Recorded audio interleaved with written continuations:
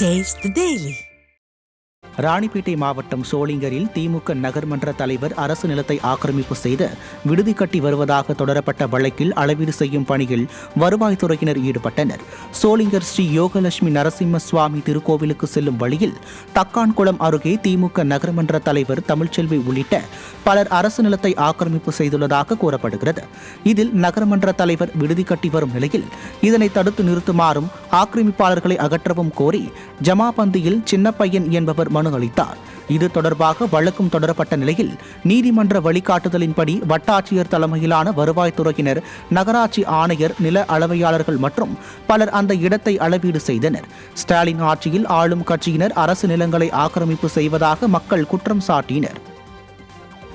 திருப்பத்தூர் மாவட்டம் ஆலங்காயம் அருகே உள்ள பாம்பாற்றில் வெள்ள நீர் செல்லும் போது மாணவர்கள் முதல் பெரியவர்கள் வரை ஆற்றை கடந்து பள்ளி மற்றும் வேலைக்கு செல்லும் அவல நிலை உள்ளது.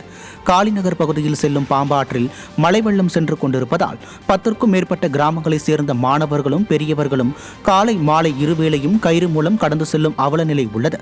இதனால் பள்ளி சிறுவர்களின் பெற்றோர்கள் வேறு எந்த வேலைக்கு செல்ல முடியாத நிலை ஏற்பட்டுள்ளது. இது தொடர்பாக பலமுறை துறை சார்ந்த அதிகாரிகளுக்கு கோரிக்கை மனு அளித்தும் நடவடிக்கை எடுக்கவில்லை என கூறும் கிராம மக்கள் பாம்பாற்றை கடக்க உடனடியாக பாலம் அமைத்து தர வேண்டும் என ஸ்டாலின் அரசை வலியுறுத்தியுள்ளனர்.